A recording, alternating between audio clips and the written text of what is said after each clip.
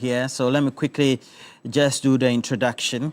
I have the CEO for the MPA right here, Lawyer GH10. Good morning to you. Lawyer Good morning, how are you?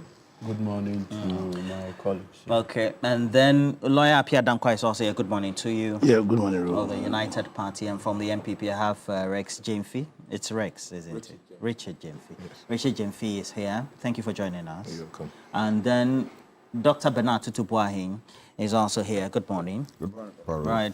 And there are related subject matters that we want to discuss this morning. The Finance Minister has just made the announcement that for those who had their bonds restructured under the Domestic Debt Exchange Program, 10 billion partly of the balances have been paid.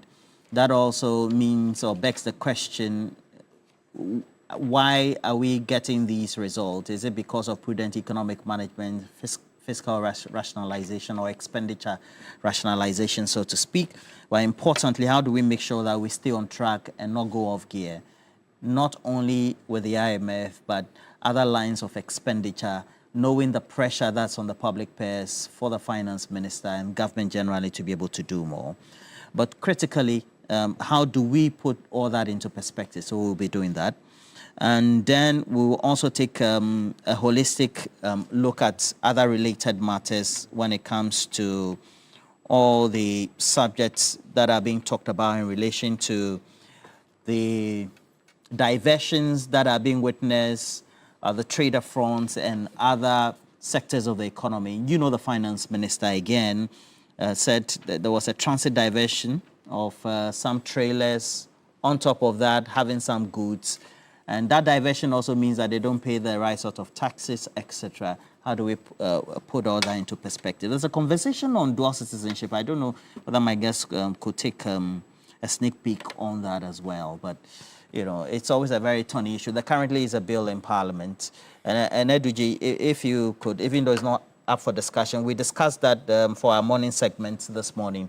It looked to be eliciting some responses from citizens. Some say that for security reasons, national security, etc. I don't know what's your mind on it, since you're a lawyer as well. Okay, so once again, good morning to you.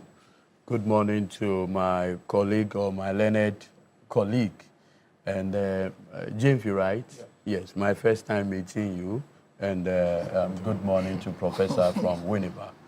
That said, I think that we find ourselves in quite an interesting situation where a Ghanaian born to Ghanaian parents, but it is naturalized maybe to the US of A.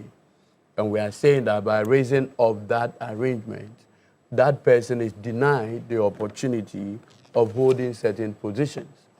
Let me point out that it would have been extremely difficult for Barack Hussein Obama to become president of Ghana than becoming the president of the United States of America, because Ghanaian law would have immediately disqualified him from becoming president. But there's a history in Ghana. If you recall, there's a man called Bilson. When the NDC in 1992 decided that Jerry Rawlings was going to be the NDC flag bearer for the 1992 election, Bilson went to the High Court with a writ saying that Jerry Rawlings, by reason of the fact that the father was a Scottish or from the United Kingdom, was disqualified by reason of the fact that dual nationals could not hold certain key positions in this country.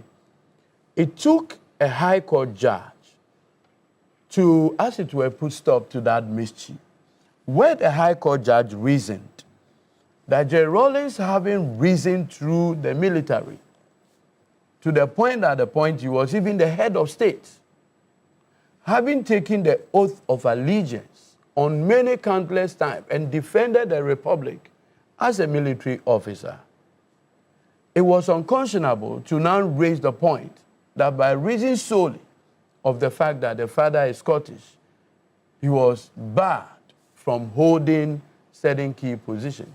And that is how the application Bilson took to the High Court was dismissed. And eventually, Jerry Rawlings went ahead to win the 1996 election, proceeded to become the president of Ghana for 2 terms. Can any one of us here say Jerry Rawlings was less patriotic? No. And in any case, which one of us decided who our father will be? Which one of us decided that this will be the woman who will be my mother?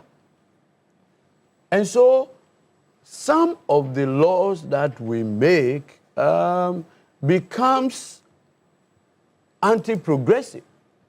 Yes, there's a critical issue that, when you have a situation where there is a dual national holding a key position, the person can run away, having served this republic, and for that matter, on issues of accountability and the rest, you need to keep such people out. Why? Is Ken Ofori-Atta not a full-blooded Ghanaian? I don't understand. What's that got to do? No, people have raised the point that one of the reasons why dual nationals should not be allowed to hold certain positions is that they can easily run away or go back to the other country and accept their citizenship for the purposes of not being accountable. And I'm saying that as we speak, Ghana's former finance minister is in the US of A, denying himself the benefit of even accounting for his own leadership and stewardship. And so that argument, even a full-blooded Ghanaian can still do it. As we speak now, our former minister for finance is in the US. He had applied to the State Department for asylum. What about that? Well, the response was, if dual citizenship was allowed, then he could have asserted his rights of No, being but a now US he's citizen. going into asylum. So the reverse is the case. Because if you are asserting your rights as a US citizen, it's not the same like you now making No, the but at application. least there's an application. So I am just saying that you can never be clear as to how a man will conduct himself tomorrow. But what we cannot do is to say we are denying people the opportunity of holding certain critical public offices simply because, look, there arose in this country a very powerful minister for foreign affairs. The mother is not a Ghanaian, but the father is. And she has served this country, and she's still serving this country in many, many other respects. What about that? So please, I strongly believe that patriotism can be tested in different forms and shapes. Okay.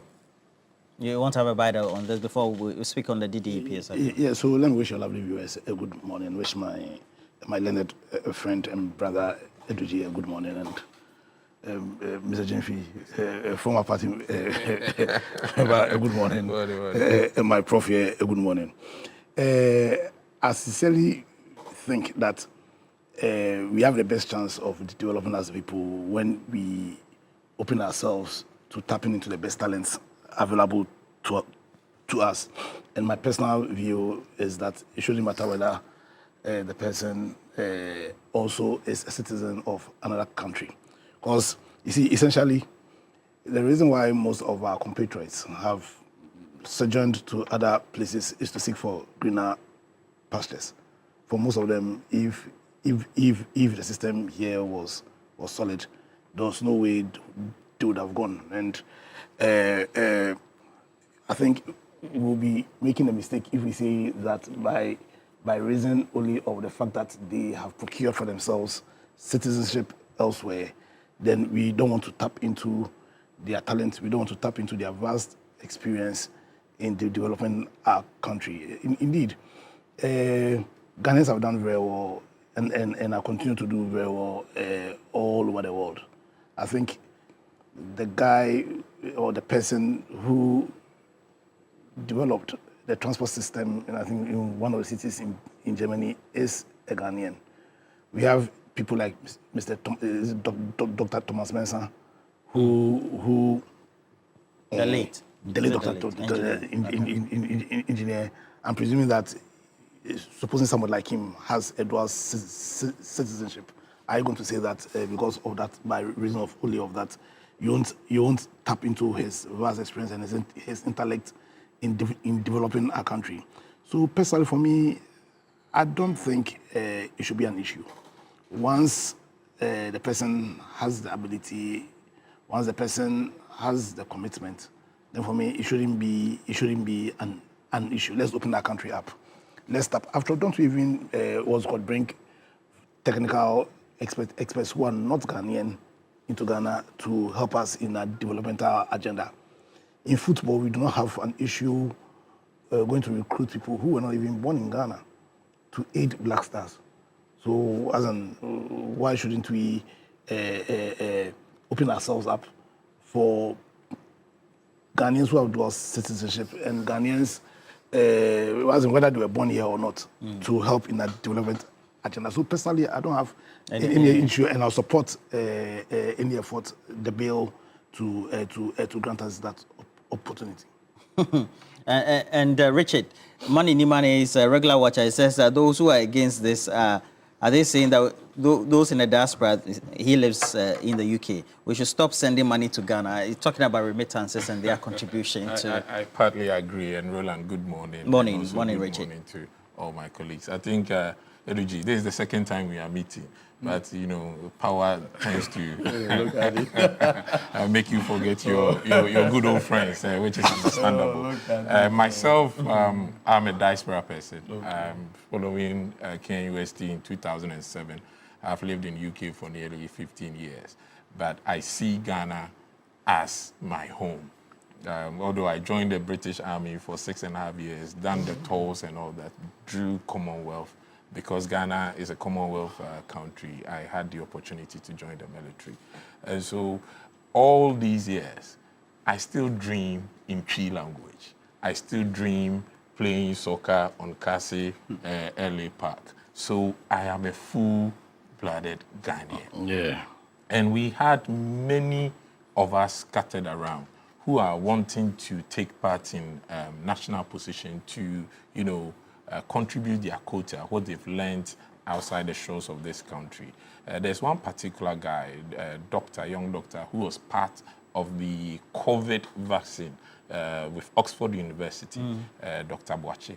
But, you know, it will be difficult for such a fine brain to find himself in public sector giving back to Ghana just because perhaps, I'm not too sure, but I'm thinking that perhaps if he holds another passport, it makes it very difficult for such a person to come and contribute his quota to Ghana. For us in diaspora, I think this is very, very good.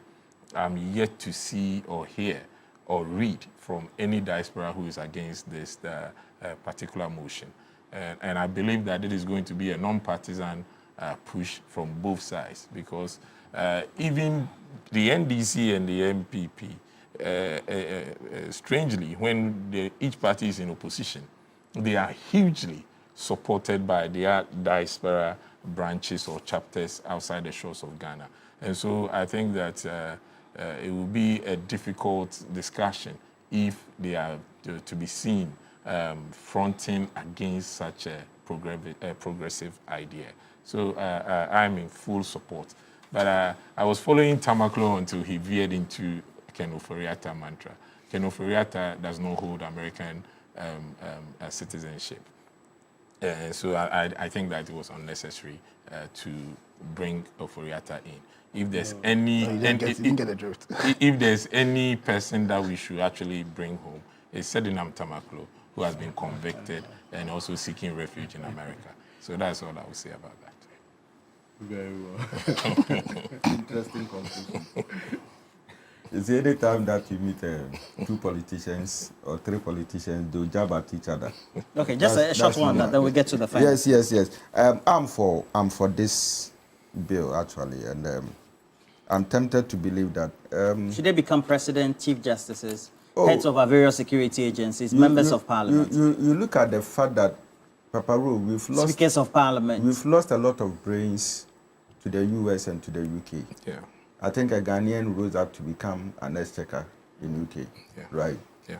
And a lot more people. This guy who developed this fiber optics, that the US is enjoying and making money out of it, a Ghanaian. All right.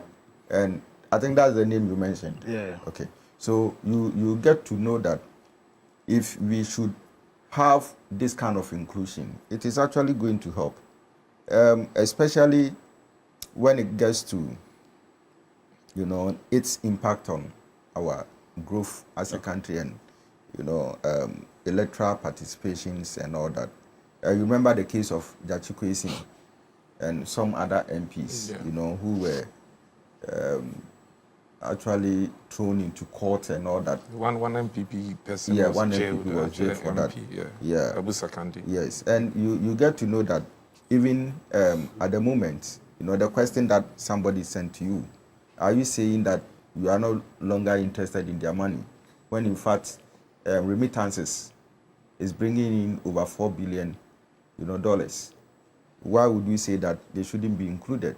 I think that we stand to benefit a lot from them, politically and everything, if we are able to overcome this kind of barrier. And so, Papa Ro, for me, yes, look at countries like Japan, China, and even in recent, the NDC government has appointed, is it Kofi Cho? True, yeah, to South Korea. To South Korea. How would you deny somebody who has been here for a long time, well educated? 14 years. Yes. And, he has a family, isn't it? And if we can leverage on his nationality as a Ghanaian and as a South Korean, why can't we do that? And I hear that ever since he was appointed, he's doing marvelously for Ghana. All right. So we need to take advantage of some of these things. And when we look at the strategic aspect of it rather than the political aspect of it, I think that it will inure to the benefit of Ghana. All right. DDEP payment made $30 billion in interest obligations under this, and marks also the 6th coupon settlement under the program, and also represent the second full cash payment without any pay-in-kind component, reflecting strengthened fiscal capacity and solvency. Eduji Tamaklo. The question is that the case? Okay. I think that this conversation, we need to frame it well. And it is the proper framing that brings the matters out clearly. As you are aware, by 2016, when President John Dramani Mahama left office, the official record provided by the new Patriotic Party was to the effect that they took a public debt of close to 122 billion Ghana cedis. And that debt reflects the debt from Osajifo Dr. Kwame Nkrumah's time till 2016. Yeah. What is also not in doubt is that by 2024, when the MPP left office, our public debt at a point went as far as 750 billion Ghana cedis. What it means is that within the space of 8 years, the new Patriotic Party, under the leadership of Dr. Mahamudu Bawumia and Nana Addo Dankwa Akufo-Addo, added over 400 billion Ghana cedis to our public debt. That is quite significant. To the point that I think there is a City FM online story where it says that at a point, our debt to GDP ratio got to 93.7%. In fact, at a point, it got to almost 106%. That, for me, is the state of affairs that the NDC inherited. When you go to YouTube now, there's a story by one Ghanaian-American comedian by name Michael Blackson. And this is what he says, and it's still on YouTube. Young people who go on YouTube will see it. He says, quote, "Ghana robbed me of $1.2 million. The story is still there, not removed." That is the state of affairs that the NDC inherited. But let me say this, and to the glory of God and the work President Mahama has done. Today, on the same YouTube, Michael Blackson, thanks to Ghana's President Mahama for saving my investment, unquote. And so you can see from robbery to savior, from getting his $1.2 million robbed to a president saving his investment. So the reality, the difference is like night and day. What President John Dramani Mahama, together with his finance minister, have done is that we inherited a very difficult economy. An economy which at a point, international rating agencies like Fitch, S&P, Standard & Poor's, and others downgraded us to a junk status. And so we took an economy that at a point obtained very dubious international reputation, very dubious. Today, through the ingenuity of Minister Atuforsen, the economic team that have handled matters so far, they have transitioned the economy from that junk status to an economy that is breathing, an economy that has moved from intensive care to a stable, robust, and forward-looking.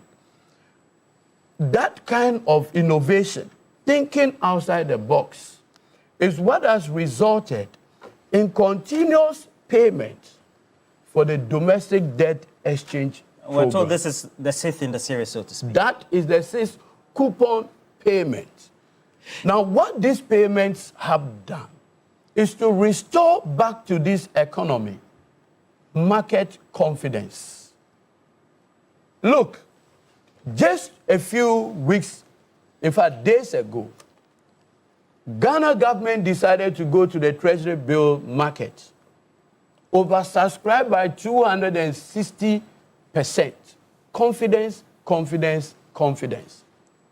You hardly would get this if the economy is recklessly managed. And so, you have a situation where today, Roland, the people who have the management of this economy as their responsibility, and I mean here, the finance minister, the governor of Bank of Ghana, and all their team have together worked so well.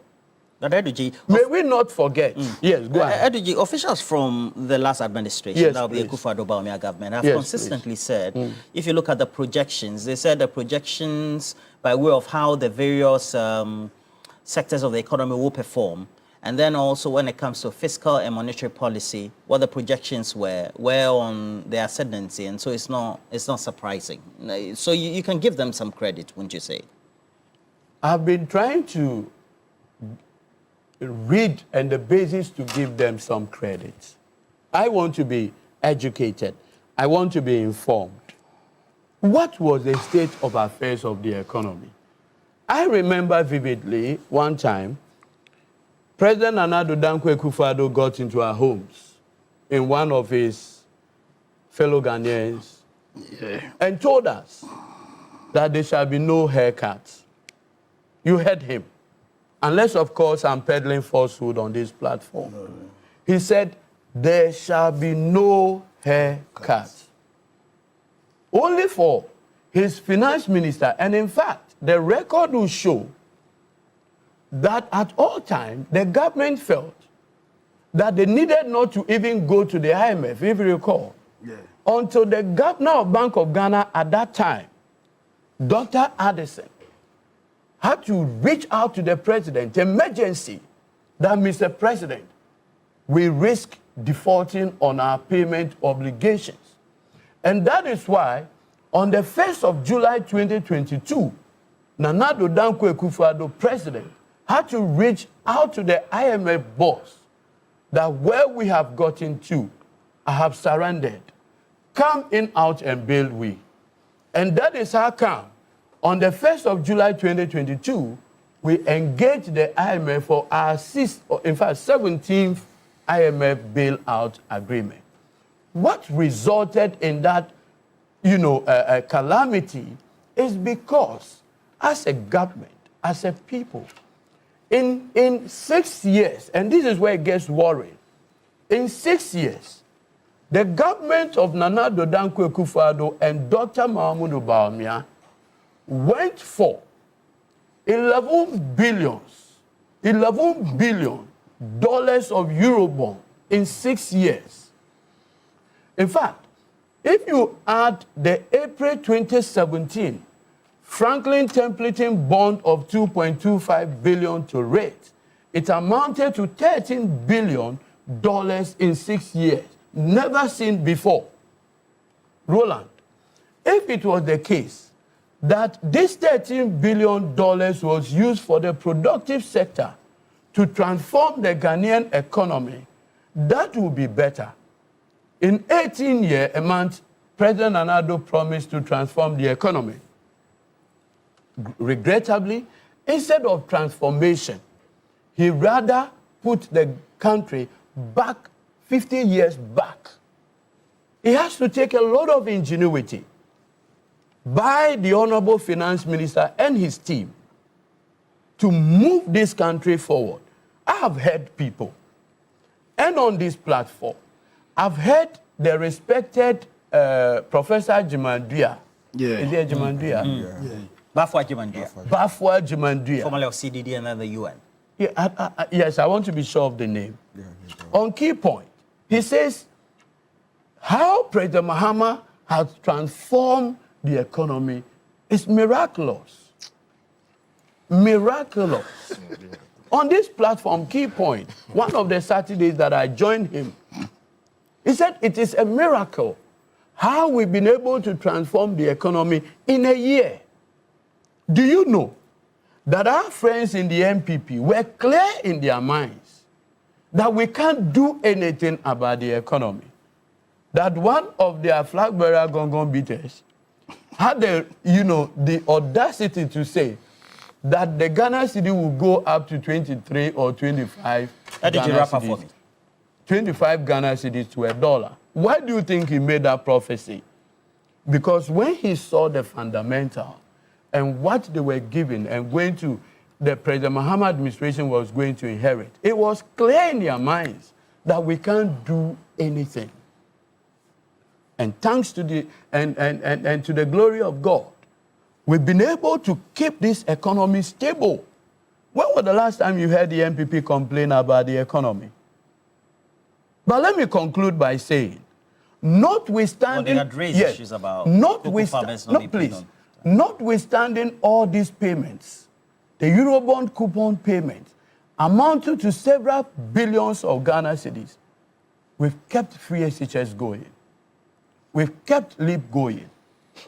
We've kept national health insurance going.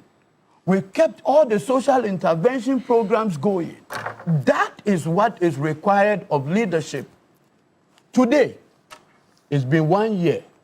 President Mahama has not borrowed $1 Eurobond, but the economy is still floating. I think President Mahama, it is important that all of us should be unanimous in commending him for this leadership. Is he putting the cart before the horse, Lawyer Pierre Dankwa? Because clearly, well, they'll say it's early days yet, but more importantly, while you pay these coupon rates or these coupon maturities, so to speak, it also means that there are other pressures coming home, for which you also need to redeem, so to speak. Yeah, so I think it's the fact that there's been a marked improvement in how the economy is being managed is not something that you can argue against. Indeed, we have a situation where the MPP or members of the MPP I've heard so many times attempting to say, I think you yourself did ask Eduji, claim credit for the improvements that we've seen in the management of our economy.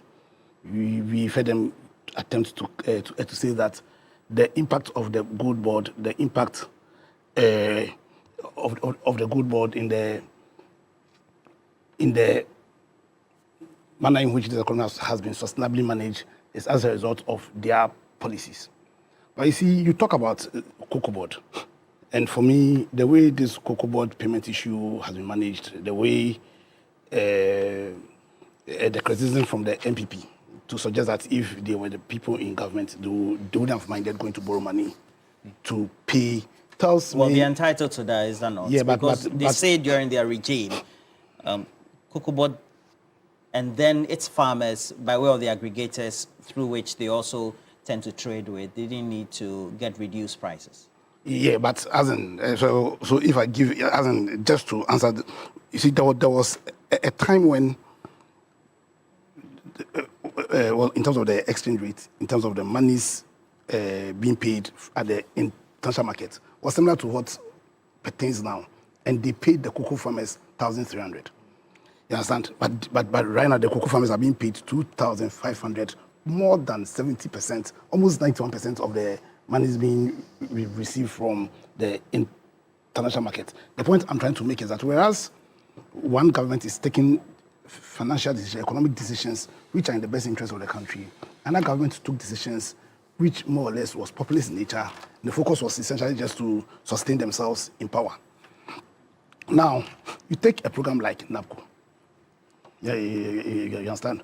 How can you justify why governments are to spend over 5 billion Ghana cedis on a useless program like NABCO? Why is it useless? Providing jobs in the interim for young people who don't have the job. How much money did NABCO contribute to our GDP?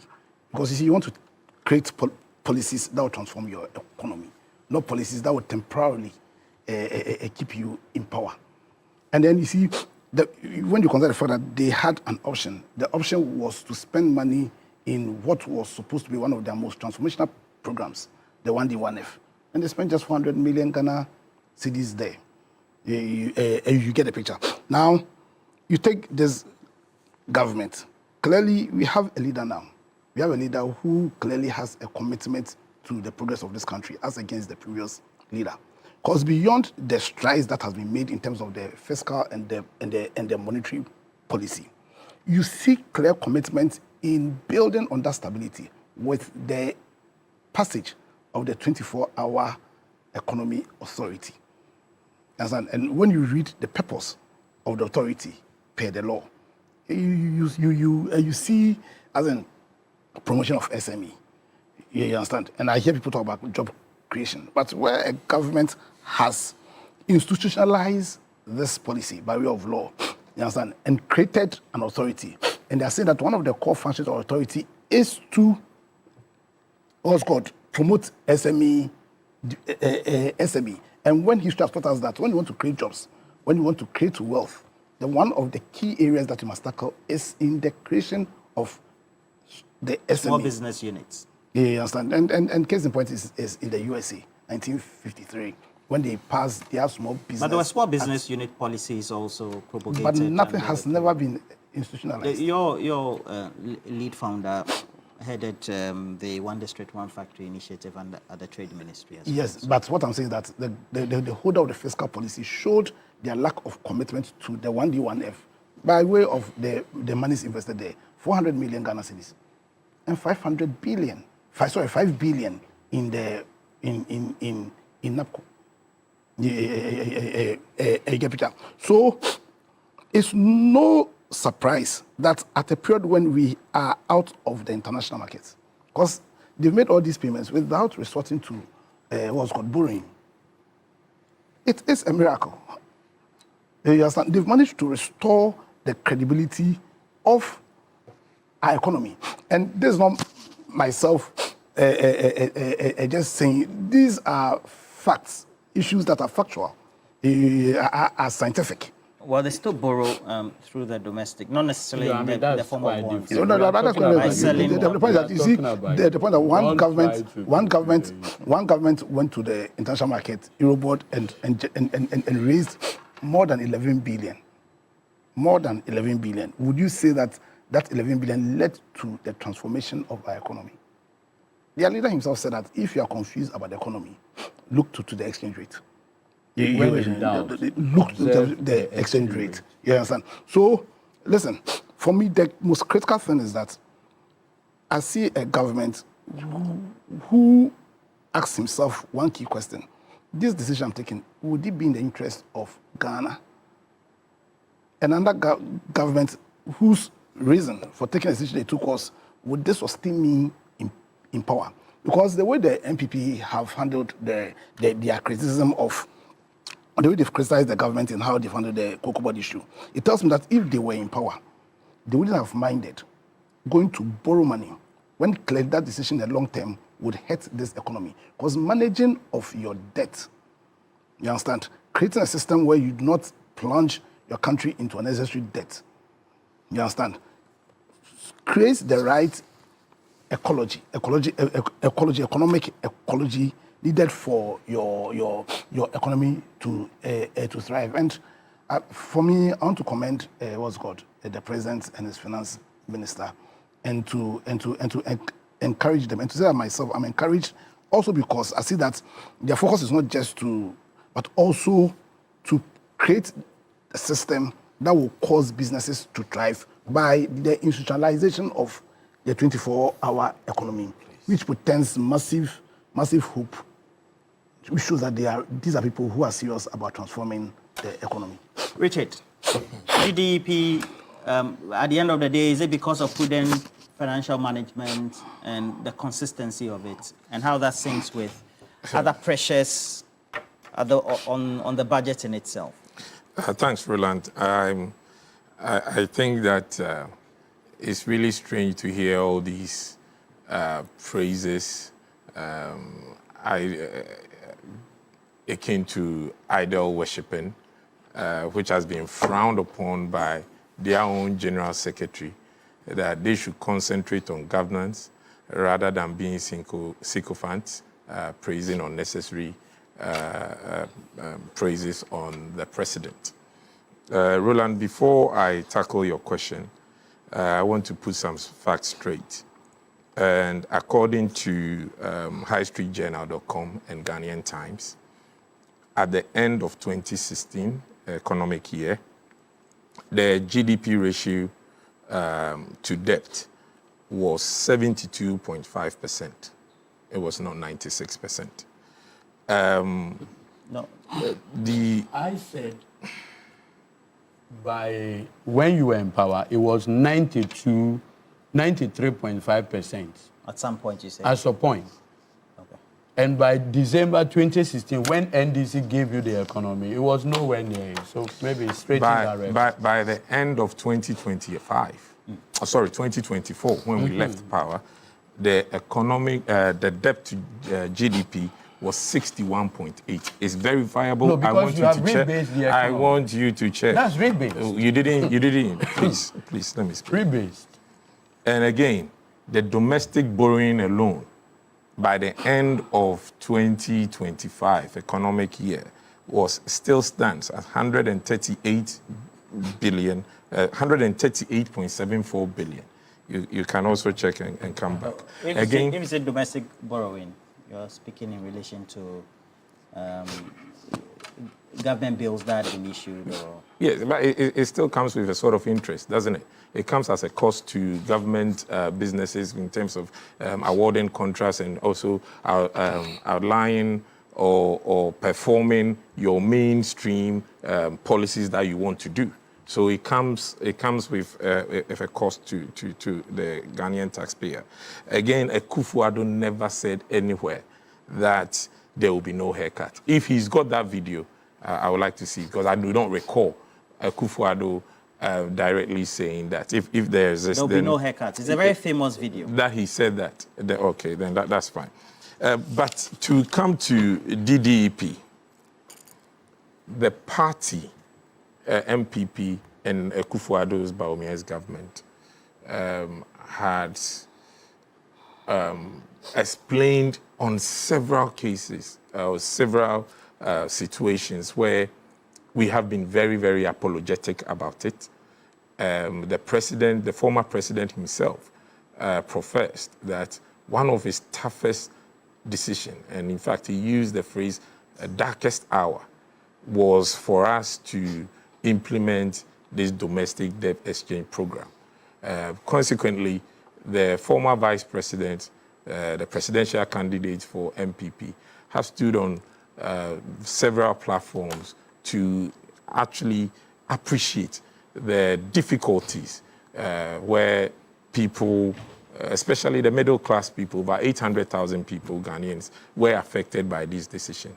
Again, our party leaders, including the General Secretary, has also apologized to Ghanaians based on the impact that this political decision or government decision with regards to DDEP affected many, many Ghanaians. And I will not sit here to politicize or make some dubious comments as if it didn't have impact on Ghanaian people, especially people who have worked and had faith in government bonds, and then they have to bear the full brunt of government decisions. And so we have apologized to Ghanaians on several occasions. Roland, this is not new. As you recall, the payment of coupons started in August 2023. At the time, we were paying in cash and also paying in kind. And so this is a continuous lay-down project that the Bank of Ghana, the Ministry of Finance, is undertaking. Also, in February 2024, we paid some. August 2024, we paid some. But I do not think that we should make a whole lot of noise about it. Governance is continual. And if you are doing what you are supposed to do, you need not unnecessary praises for doing what you have to do. I'm also surprised that my colleagues here are saying that this economy is doing extremely well like we've never seen before, and therefore President John Dramani all of a sudden is a miracle president. This economy that is doing so well, we have over 14,000 nurses and teachers who have worked for 14 months. They are picketing because they've not been paid. This economy is doing so well that senior staffs at the universities, TEU, CLOSAT, are all threatening to go on strike. Some are already striking. This economy is doing so well. But my brother, look at the way we are treating cocoa farmers. Look at the way we are treating cocoa farmers. And for over 80 years in cocoa business in this country, there's never been a time where government decision is to reduce the price per bag to cocoa farmers. And some of my colleagues from the other side are making mockery of the plight of the cocoa farmer. I mean, we've been reading on social media that they are MPP people, they are this and that. Are we saying that if you're a cocoa farmer, you do not have the right to align to a political party? Is that what we are telling? If this economy is so booming, why are we struggling to pay the what we promised the cocoa farmers? When we're promising cocoa farmers in opposition, did you hear in any of their statements, emphatic statements that they made, that they were going to pay cocoa farmers based on percentage? You stood on campaign grounds and promised them that at least the minimum you would do would be 6,000. You went ahead to Parliament and also said that the minimum you give the cocoa farmer was 6,000 cedis. Your current Minister of Agriculture, Honorable Eric Opoku, came to Media General, Unia TV, and said that he was emphatic in his statement that if they don't pay a cocoa farmer 6,000 per bag, then does it mean that the cocoa bag belongs to the farmer or to the NDC government? And so you made all these promises to a point where the miracle man that you want us to believe, President John Dramani Mahama, a few months ago, even told Ghanaians and the cocoa farmers, he was emphatic that if you have lands that you've not been using to cultivate cocoa, he is advising you to go and expand your farm because the cocoa prices that are going to be announced will be too lucrative than what we have today. And so you made everybody to believe that the 3,001 that Akufo-Addo's government was giving was a paltry, and we have shortchanged the Ghanaian people. Meanwhile, you said that that economy has been criminally managed. So if you are coming showering all these praises, we expected at least, if you are not even going to add a dime, maintain what the criminally managed economy was giving the cocoa farmer. Now, a poor cocoa farmer in Sefioso, who has traveled all the way from Sefioso to come and picket at the headquarters, is being branded as MPP, neglecting the plight that the person is going through. You sit here and tell me that this economy is booming, so we should clap for John Dramani Mahama. We have over 30,000 young people that you've sacked by the first stroke of your pen when you took power. You said that this economy is booming and you should clap for John Dramani Mahama. And my brother, lawyer, mentioned about NAPCO. I think we should place NAPCO in the right perspective. It's a bitter pill. When MPP took power 2017, that was the only time in the history of this country that we had Graduate Students Association. It tells you that we had severe unemployment situation in the country.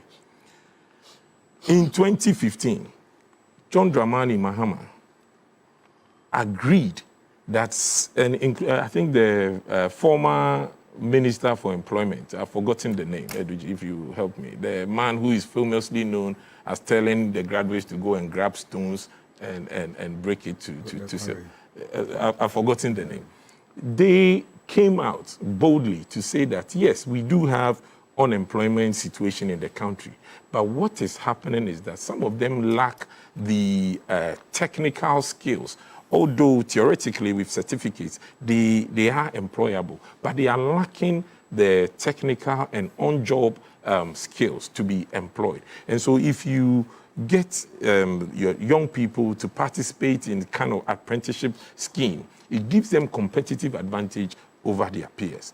And this is how NAPCO was formed. Yes, we didn't get the 100,000 NAPCO trainees all employed, but we had over 60% of them being gainfully employed. In fact, there was a time where YEA collaborated with NAPCO, where over 70,000 young people were partly employed. So it was not all that gloom and doom. Again, 2016 when we took over, 2017 to 2018, in the whole of Africa, Ghana was #1 when it comes to foreign direct investment. At the time, 2018, 2019, Ghana became the fastest rising economy in the country, in the world. So let's not create impression as if the Akufo-Addo government didn't do anything at all. We remember when we took over a doomsday-stricken country, a country with hopelessness, with parents unable to take their awards into secondary education. Our flagship program, free SHS that you were talking about, we did it within the first year. And so don't create the impression as if this economy is booming. Yes, you've managed to stabilize the dollar, but at what cost? You are spending $10 billion monthly or yearly to stabilize this economy, whilst you cannot even pay the nurses who are holding the healthcare of your country. And so let's not paint the picture, and we should resort back to what your General Secretary said. Stop being sycophantic.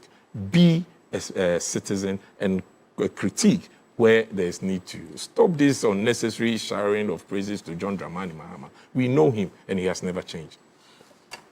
Dr. Situboy, how do we make sure that we're able to streamline expenditure and continue the way we are to ensure that we're able to meet our debt obligations? Very critical because the demands are high. We have, already, Richard is talking about cocoa farmers and the demands, etc. So this issue about cocoa politics is something... Cocoa politics, eh? Yeah, cocoa politics, yeah.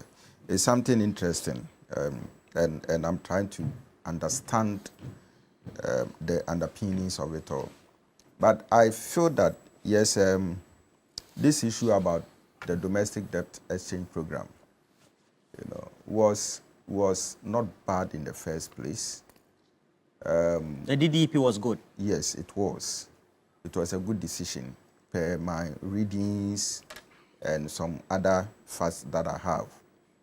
I was a vice president for the individual bondholders, all right, for about 2-3 years.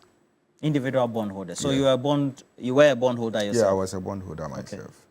So tell me your experiences. Yes, so Maybe it was a good decision. those experiences wasn't something that anybody can be proud of, all right. Looking at, what actually happened in terms of the life that we lost. Most of our members were pensioners, all right. So People lost lives. exactly. It cannot be a good decision then, based on your No, in terms of the economic aspect, all right. So there are two aspects of it: the social aspect of it, and then the economic aspect of it. For the economic aspect of it, yes, you could say it was a good decision, because if that decision wasn't taken, probably Ghana's economy would have crashed by now. All right, yes.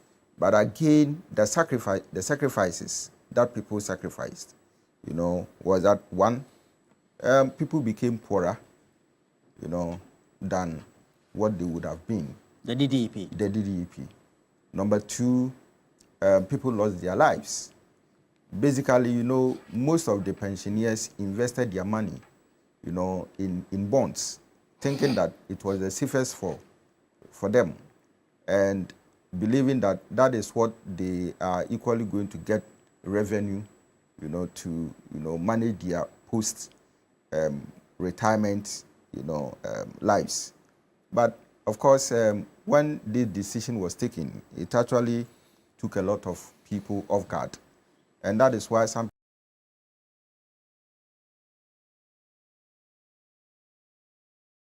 people couldn't even afford, their basic medical bills. So, death came in. But for now, at least, we could see the benefits that the DDEP is adding up, to the economy of Ghana.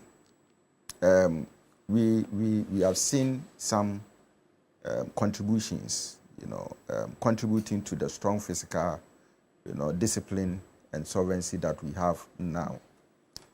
We have also seen some improved monetary conditions.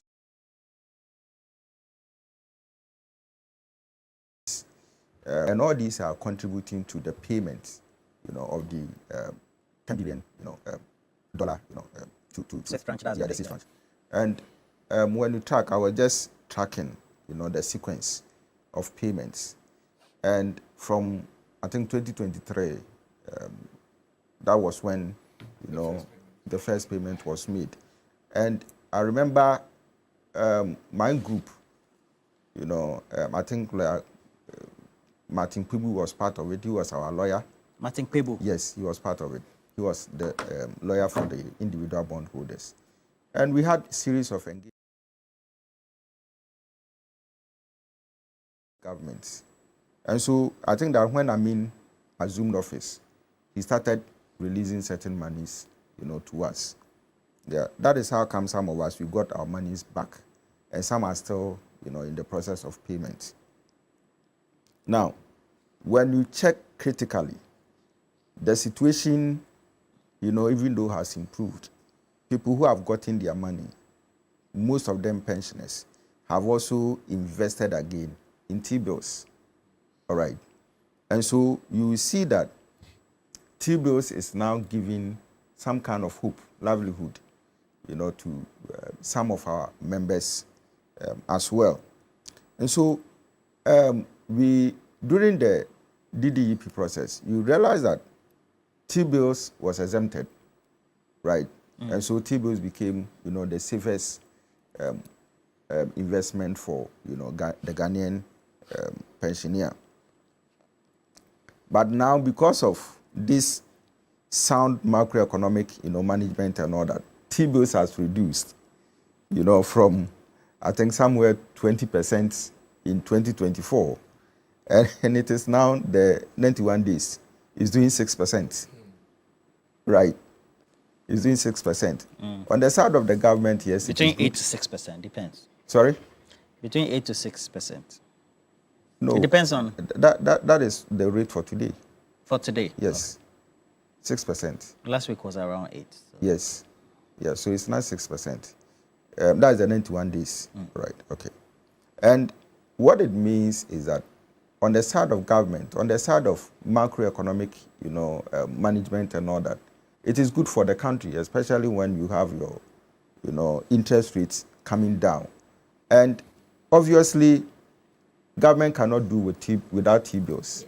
What it means is that, if government is not going into international markets to borrow, all right, I have always maintained that position that, look, we have excess money in the system. We can find a way through bonds, through T-bills, to mobilize this, to manage our own affairs.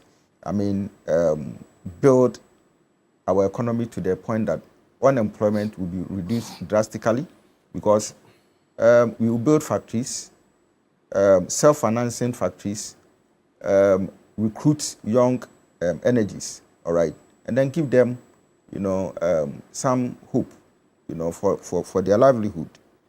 And looking at the amount of money that T-bills is generating, and even the government even rejecting, okay, even some of the amount. I think today, as at last week or so, last Friday, about close to 9 billion came, but government decided to pick, I think, 6 billion or something. That's the oversubscription. Oversubscription, all right. So it tells you. That's confidence. No, that's what I'm coming to talk about. So, so it is a sign of what confidence, in the economy. But again, Eduje, I think that you would also agree that when you have a very good economic confidence and trust, it should translate into economic development. Sure. All right. What I am seeing, and from what I'm reading from the bondholders platform, what it means is that people's income based on the T-bills equally have reduced. All right? Because if you are getting, I think even last week or so, I think it was around 10%. If you say income, you mean their returns? Exactly. Okay. No, but purposely that's what they get. So it's part of their income. So even last week when it was 10%, all right, it means that if you bought T-bills at 10%, 91 days at 10%, you get something, okay, substantial with maybe 100,000 Ghana cedis. But now that it has reduced to 6%, it means that if you are buying it today, your dividend has reduced, your income has equally reduced, isn't it? Okay. So that is the other side of it. What it means is that, no, I'm not saying it is not good, but for the pockets of the person, the investor, no, I don't think probably, yeah, because if no, from a business perspective, the person who is investing is not getting. But generally, for the general good is very good. I think I've mentioned that. That was my initial point. That look, when government is reducing T-bills, and then you are investing like 100,000. Okay, it means that government is making savings when the T-bill reduces, because the interest that government has to pay on every penny on T-bills has reduced. So it makes it very convenient for government to manage the economy. Okay, it makes it a bit convenient for government, to borrow more and even reduce interest on borrowing, rather than going into a foreign market where you don't even know, what the dollar is, how the dollar is going to behave, and the interest. The dollar doesn't misbehave. It does. The dollar misbehaves. If your economy and the way the currency relates to the dollar, in which you have to mop up, then it means that you'll be in difficulty. So it means that. So if you don't manage your economy if our economy misbehaves, then it affects the. Okay. So let's. Because you have to mop up the I local currency to be able to. I understand. So what I'm saying is that on the side of government, it is good. There is no two ways about it. On the side of our macroeconomic, management, it is excellent for us. Okay, but in the pockets of the average Ghanaian, that's what they're missing. The investor, that is where So the issue is good on paper. Is. That all right. Poor citizenship. So for me, there should be some kind of balance where, there's going to be a trade-off where, T-bills in terms of its management and all that could equally help people, live decent lives. Because you get people who have come on retirement, people who depend on, do you know that even at a point in time, some workers could borrow money and then invest in bonds and T-bills, okay, because they were the safest. Exactly. And they were thinking about their pension because... Like you did. No, I didn't borrow money to invest in the... Actually, you saving. Okay, all right. So investing in the bonds. Yes, investing in the bonds. Okay, so I invested for my future, all right, so that at a point in time when maybe you are off, you are going on pension or something, you know that you have and there was DDEP, but you said the DP is good. I think you were not listening to me either. Okay. Because I made that point, strong point, that the DDEP was good based on the economic benefits, that Ghana stand to get from it. Okay. All right. But Roland, I don't think you want to disagree because you see, the Bank of Ghana governor himself had indicated that DDEP has been helpful, else the economy of Ghana would have crashed. Okay. So it wasn't a bad decision. Even the IMF boss, I've forgotten his name, he also added his voice to that. Okay. I'm not into, as to whether the decision was politically inclined or something. But my point is that, look, when we get to that point where we want to understand that the DDEP brought excesses, we must also know that the DDEP has also cushioned, Ghana's economy. That one, we can't hide it any day, any time, all right? Even though, you see, the issue is this, that the NDC government, the ruling government now, has gone that extra mile to ensure, in fact, I listed 4 points, okay, but 2 key ones has to do with my earlier mentioning, the strong fiscal discipline and solvency, all right? Because of the strong fiscal discipline that the NDC government has introduced, all right? The rationalization. Exactly. It has actually brought some kind of, strength, all right? And we are not seeing that effect, so much, okay? Again, the improved monetary conditions that, we are seeing now is also another contributing factor. So based on that, I am not saying that, look, the fact that people died means that DDEP was bad. That's not what I'm saying. Because, you see, in the struggle for independence, people should die. People died. In the struggle for indendence. Some analysis you are doing this morning. There are people, some of us invested in some of the bonds as well, as corporate teams or groups, so to speak, or financial groups. So I'm not too sure that your explanation really matches or syncs with the experiences of those who invested in the bonds. That's why I'm asking you the question. So I've raised 2 points. So probably you are not getting the connections between the 2 points that I'm making. But I've raised 2 points. The first point is that for the health of Ghana's economy, DDEP wasn't bad after all. The DDEP was good. It wasn't bad after all. It was good. It was not bad after all. Yes. The second point is that people sacrificed their lives because they lost their lives. I don't understand. Okay. So is it the same analogy you do with the independent Ghana struggle? I'm a member. I'm still a member. we have our platform. We have discussions. All right. Yes. So that's what I'm saying, that was when I got to know that people are dying. Yet it is good. No. I don't think you seem to probably Anyway, understand the fact that when we say that people are dying, okay, it probably due to the excesses of it. Okay. The excesses of it. Okay, so that cannot be good in terms of our social lives. Okay.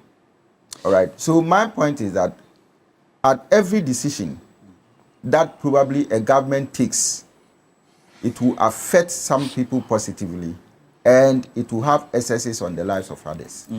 And the effort to make sure that you get the needed revenue so that you don't have leakages is when you make sure that goods that are meant for transit go towards those destinations, pay the needed revenue or taxes, etc., so that you can get the revenue. And the finance minister has been up and about as part of the effort to make sure that we block those loopholes.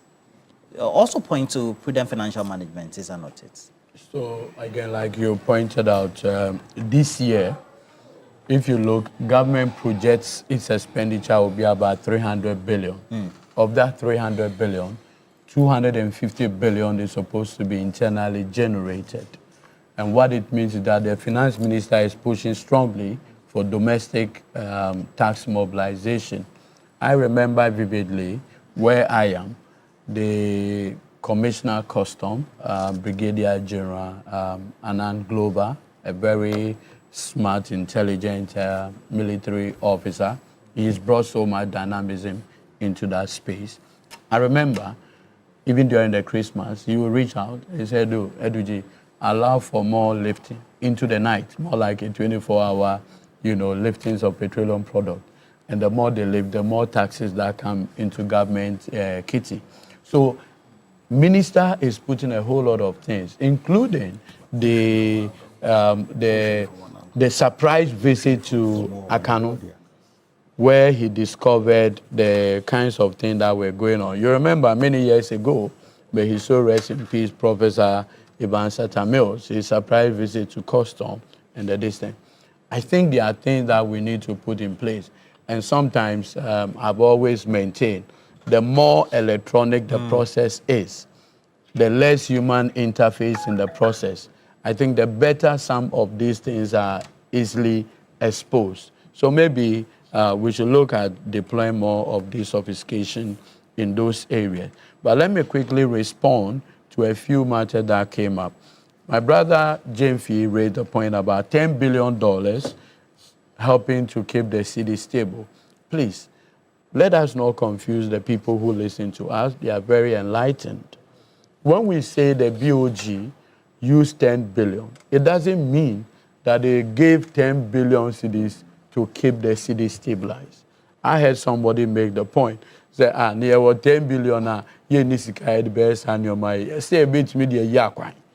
Please, that level of ignorance, we should not entertain it. There's something called financial intermediation, which allows the Bank of Ghana to operate more like the Forest Bureau for the commercial banks.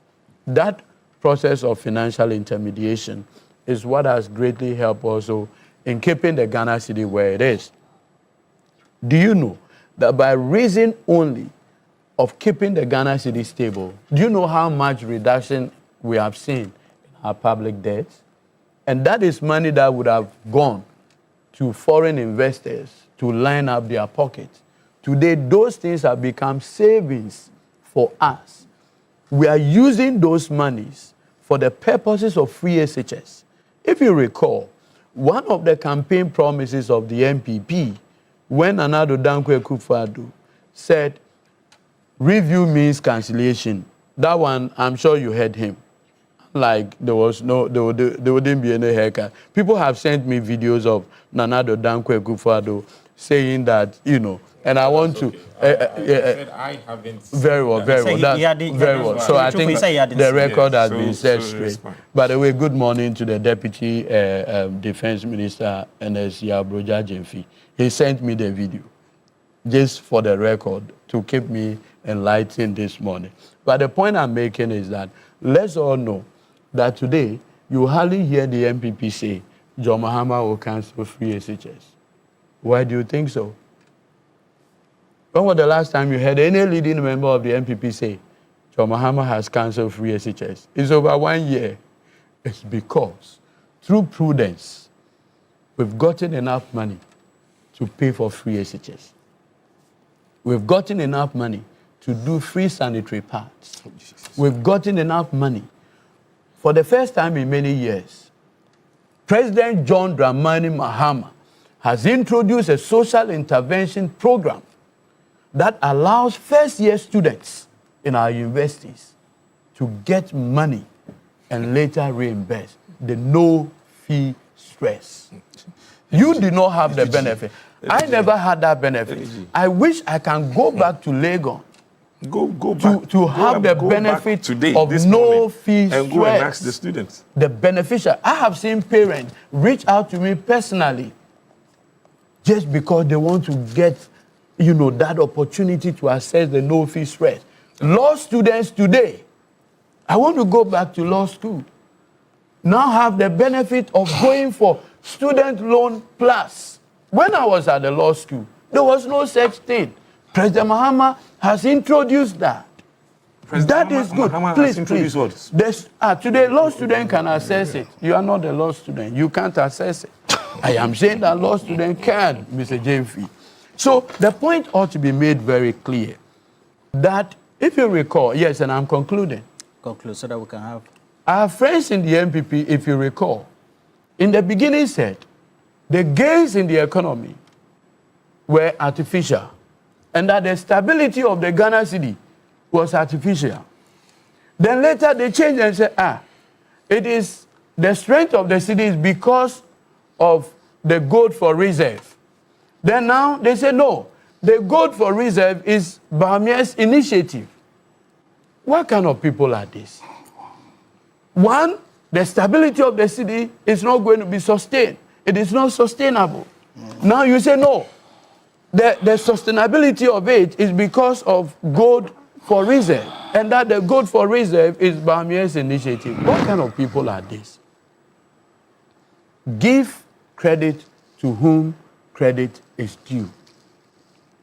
And that underscores the point that President John Dramani Mahama, and let me conclude on this. Under John Mahama, no 30,000 workers have been sacked. In fact, 36,000. I demand of you the data on this platform. Where and where are 36,000 people being sacked? Provide the data this morning. Look, we can't do this to ourselves. Do you know the number when you say 30,000 people? That's like Accra Sports Stadium. Oh, please, my brother. So quick. Just a minute. So one, I don't think the statement that says that 6% of NAPCO trainees were employed is something that can be bad. 60%. And I would love for my brother to provide the data. That's what. And secondly, you see, whenever a government reduces treasury bill to 6%, what they are essentially doing is to say that we are not in competition with the private sector for the capital that they need. Crowding out. Yeah. That's essentially what, and in fact, it is one of the major indicators of how well an economy is doing. Because of this, banks right now would want to get private businessmen to give money. And the interest rate is going down there. The cost of capital, you understand? And we know that if you want to grow your, in fact, MPP have been proponents of private sector is the engine of growth. And so if there's any party that should be clapping this government for getting treasury bill to 6%, then it should be the MPP, because the overall benefit to the country because of this reduction is immense. Do you know how much haircut they give? Yeah, I understand. Workers' pensions. Right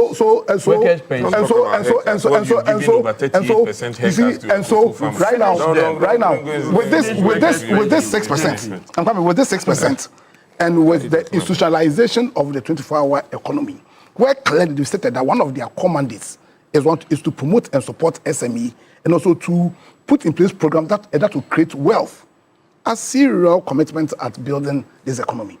And what we should all do is to prepare ourselves. The business community should prepare themselves, take advantage of this, create wealth, and create jobs for the people of Ghana. Okay. Richard, just a minute. On the transit fraud, it's really fascinating that before NDC came into power, we were hearing that there's too much leakage, which informed their decision to set up this huge, much talked about, much ado about nothing, Operation Recover or Loot. With that, there are too many leakages in especially public sectors, and that NPP and the public servant or the civil servants are in uniformity to run down this country in terms of corruption. 13 months or 14 months down the line, you see the Minister of Finance going to the port and actually lamenting to custom officers. I think it is very, very disappointing. And in 2025... You shouldn't lament. Sorry? Mr. James, but you had all the ideas. In fact, you had... Mr. James, I don't please. Please allow him. You had all the ideas when you were in position. And due to these inefficiencies, you claimed that the MPP government, in fact, your best friend, Randy Abbey, described the MPP government as useless. 2025. Oh, please. When we asked you to talk about transit fraud, you decided to shower praises on John Dramani Mahama. So please allow me to speak. When you were given the opportunity to speak to this 85 million Ghana cedis that the country had lost, you decided to shower praises on John Dramani Mahama. But you have to take the finance minister to expose it. I am telling you that 14 months the line. I mean, this is one of. Just imagine the number of such dubious deals that has gone under the water. Which deal? So, Roland, are you asking me this question? A bill that is this haulage that is supposed to give Ghana 85 million cedis had been undervalued by custom officers and some, I believe, because they cannot do it by themselves. Those are recalcitrant. No. When we were in power, we were not given that opportunity to say that we had some recalcitrant custom officers at the port. Every inefficiency when it comes to loopholes, when it comes to corruption, was landed on MPP. And some of you describe the NPP government as wicked. Some of them as wicked government and useless government because of the loopholes. So if I am borrowing, if I am borrowing the words of Samir Jemfi and Randy Abbey, it is clear that even in people, Mr. Jemfi, you know that don't do that. Don't do that. I am saying. And those people, I am saying that you knew all this. You knew You knew all this 14 months ago. When there were loopholes, when there was leakages, you branded the Kufuor government as useless because they were not able to seal that leakages. Now 14 months the line, you had all the ideas, and you are here lamenting. So I am saying that based on that same logic, I am borrowing the words of Sami Jemfi and Radiambi to declare that your government is useless. Because no. When you had the opportunity, so I'm wrapping up. I'm saying that, you see, based on the projections for 2025, the internal revenue, you didn't meet the target.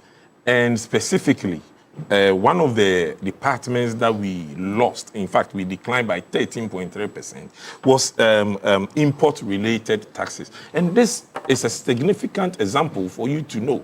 And that is why I'm saying that while we were in opposition, you had all the ideas. It shouldn't take you 14 months to come and lament that we are losing taxes due to this and that. We expect you to come and do the right thing, and which you are failing to do. And I'm reiterating that since it was all right for us to be called useless government, and you are also following the same trajectory, I think it is only fair to say that you are also a useless government, because per one transaction, the country is losing 85 million Ghana cedis. How many transactions happens in the port per day?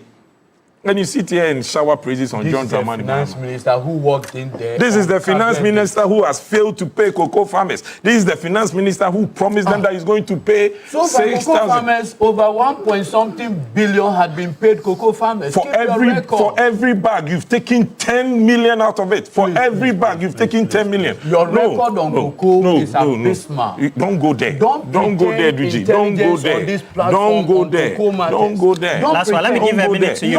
How many debt? How much debt? My time is anyway. It's 3 minutes past 9. How much? Okay, so how much debt did we leave? Don't mention 19 billion. Okay, then you said it. Don't mention it. Because that's blatant falsehood. That is not falsehood. Your financial statement for Cocoa Board for 2016 is a matter of public record. The NDC left a debt of 4.2 billion. That is a lie. That is a lie. It's in your financial statement. In December, when you went for the no idea has to do with the fact that. All right, I'm taking Dr. Tutubuahi now. Thank you, gentlemen. Where's your financial statement? We need to understand that a minute. Where's your evidence? Governance is continuous, right? So the debts or the liabilities of one government becomes, the obligations of the succeeding or the succeeding government. What it means is that whatever it is, I expect that whether it is about cocoa and the haircut in cocoa, the government must do well, to listen to the plight of, the ordinary cocoa farmer, somewhere in Asante Achem North, all right, or a Sutifi, North. I'm also thinking that whatever it is, the government, I think I've seen Cocoa Board coming up with some haircut for their staff as well. Even though there are some complications, agreements, and some kind of disagreements and all that. But I feel that it is a good initiative. And beyond that, I feel that the cocoa farmer, shouldn't, as it is, suffer, for whatever that they are going through. Beyond that, I think that as a country, we need to develop sound policies, to regulate all our resources and how we can, derive maximum benefit from our resources. I think the other time we were here and then I spoke about, the price of gold. And I asked the simple question as to whether what will happen if gold should, plummet. Yeah, exactly. And you see, the point is that in as much as cocoa price has reduced from $10,000, to about 4,100, it can equally happen to gold. And so we need to think of how to add, value, to some of these resources so that at least we benefit as a country and not always be thinking about exporting, our resources in the raw state. Thank you very much, Richard. Dr. Tutubuahi. Congratulations. I understand you got an award for the I think you guys should look into... And then also, Lawyer DG, thank you. Congratulations. It's a birthday. It was the birthday yesterday of Hansen Aquinas.